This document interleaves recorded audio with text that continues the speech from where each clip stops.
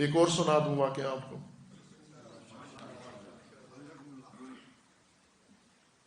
اور یہ شاید یہ ضروری ہے یہ سنانا آپ کو. عزیزان، آپ کے ذہن میں ہے کہ جنرل مشرف کے دور میں یہ نیا نظام جو بنا، بلدیاتی نظام نئے سرے سے بنایا گیا، نیب بنایا گیا، اس طرح سے اور بہت ساری چیزیں نئی بنا کر تحفے میں دے کر گئے، جنہیں آج آپ لطف اندوز ہو رہے ہیں. جس جب یہ بنا رہے تھے، یہ سسٹم بنا رہے تھے، چونکہ وہ افسران، فوج کے افسران تھے جو یہ جنرل صاحبان، ممکن ہے کوئی تشریف رکھتے ہوں یہاں پر ان میں سے بھی، کیونکہ زیدی صاحب کے دوستوں میں سے تھے وہ. یہ بات بھی زیدی صاحب نے خود بتائی انہی دنوں میں. فرمایا کہ نام بھی لیا ایک اپنے دوست بزرگ کا جو اس وقت اس کام کے بلدیاتی نظام بنانے کے تھے، تو وہ مشورے کے لیے ظاہر آئے تھے. جیسے وہ ہر جگہ جا کر پوچھتے تھے کہ نیا نظام بنانے کا چیف صاحب نے کہا ہے تو ہم سمجھ نہیں آ رہی کیسے بنائیں، تو زیدی صاحب کے پاس بھی آئے. توجہ کہ یہ بہت اہم نقطہ ہے. یہ زیدی صاحب کے پاس بھی آئی تھی، ہم نے ملکی سسٹم بنانا ہے نئے سرے سے، آپ کے ذہن میں کیا بات آتی ہے، کیا مشورہ دیں گے آپ؟ وہ ہر آدمی دے دیتا ہے مشورہ. زیدی صاحب نے بھی مشورہ دیا ان کو. یہ زیدی صاحب کا تعہد، زیدی صاحب کی ڈیڈیکیشن اپنے دین کے ساتھ، اپنے ایمان کے ساتھ، اپنے مسلک کے ساتھ، اپنے اللہ کے ساتھ، اپنے امام کے ساتھ.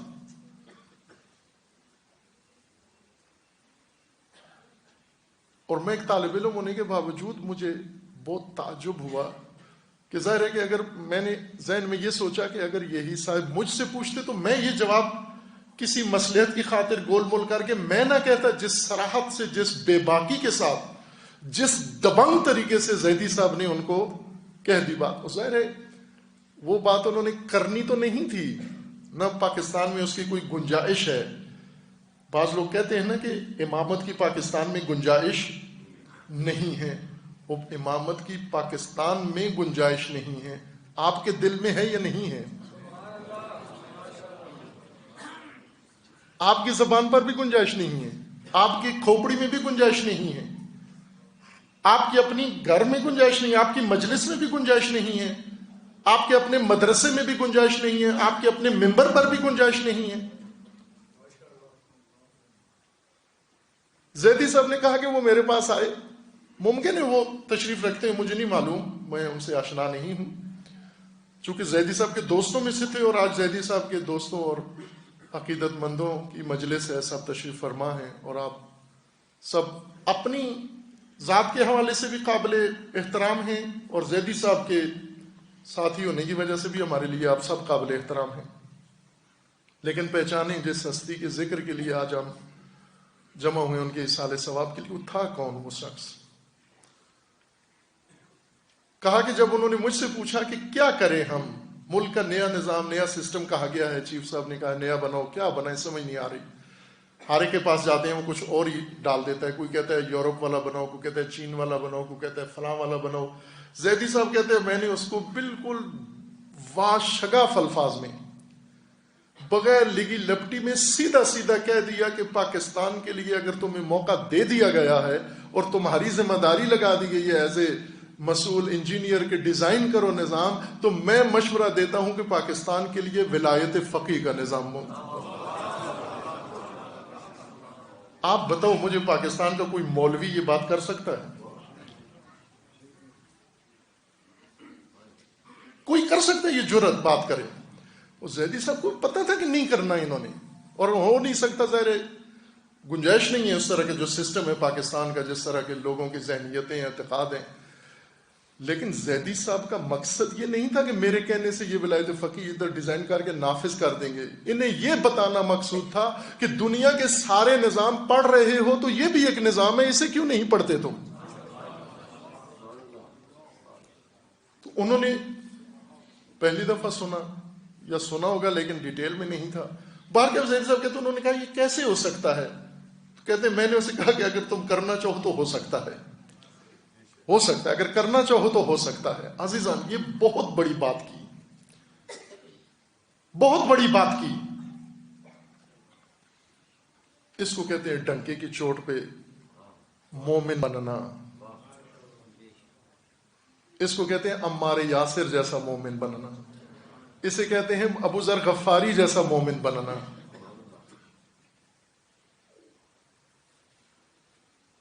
ان کو کہہ دیا انہوں نے، ٹھیک ہے انہوں نے نہیں سنی، وہ آگے ان کا کام تھا، لیکن انہوں نے اپنا فریضہ ادا کر دیا، اور صرف اس حد تک ادا نہیں کیا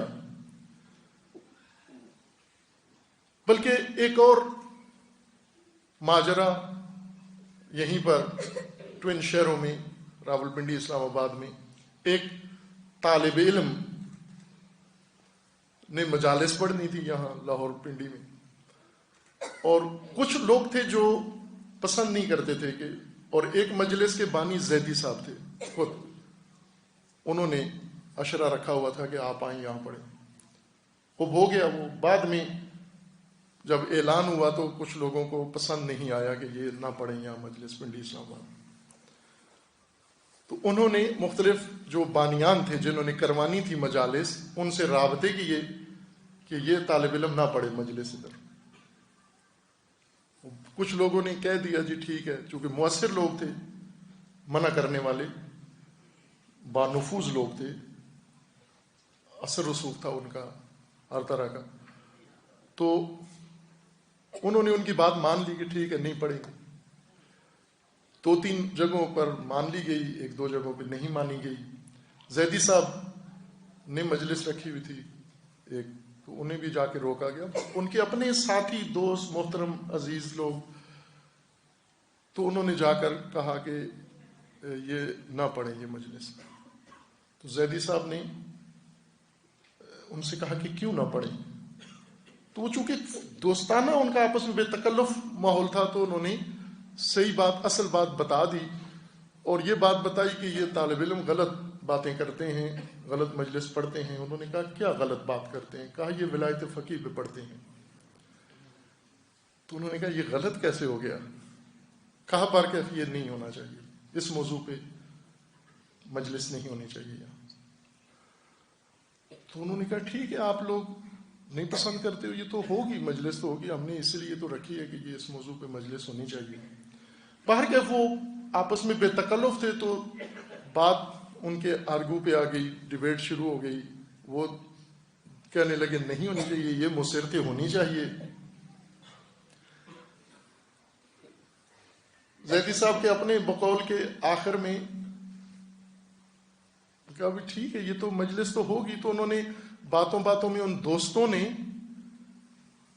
مفصل بات تھی، میں وہ سارا ماجرا نہیں ذکر کرتا ہوں جو زیدی صاحب نے بتایا، میں اس کا خلاصہ کر کے آخر میں کہتے ہیں کہ انہوں نے یہ کہا کہ ہم بھی پسند نہیں کرتے کہ ولایت فقیہ کا موضوع مجالس میں محرم میں پیش کیا جائے، ہم بھی پسند نہیں کرتے۔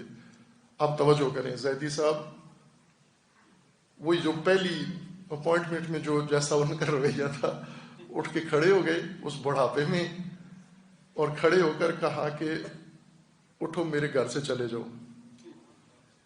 محترم معزز لوگوں کو کہا میرے گھر سے چلے جاؤ۔ کیوں چلے جاؤ؟ کہا کہ جو ولایت فقیہ کا دشمن ہے میں اس کو مسلمان ہی نہیں سمجھتا، میں اس کو مسلمان ہی نہیں سمجھتا، چلے جاؤ اٹھ کے میرے گھر سے۔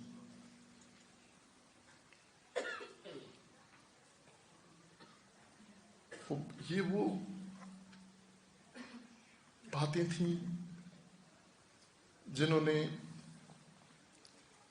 اللہ کی بارگاہ میں زیدی صاحب کو بہت عظیم مقام عطا کیا ہے۔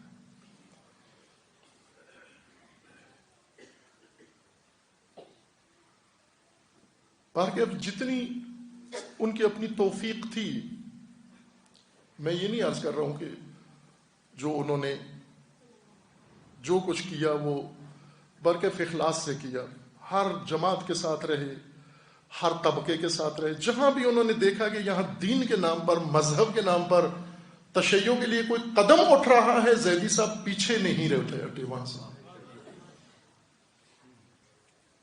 کسی کام میں پیچھے نہیں تھے۔ ہر جگہ جہاں کار خیر ہو رہا تھا اس میں زیدی صاحب، اگر دوسروں نے شامل نہیں کیا تو خود شامل ہو گئے اس کے اندر، بالواسطہ، اگر بلا واسطہ نہیں ہوئے تو بالواسطہ شامل ہو گئے۔